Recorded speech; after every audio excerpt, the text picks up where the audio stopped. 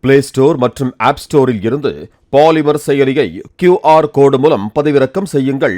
செய்திகளை உடனுக்குடன் பெறுங்கள்.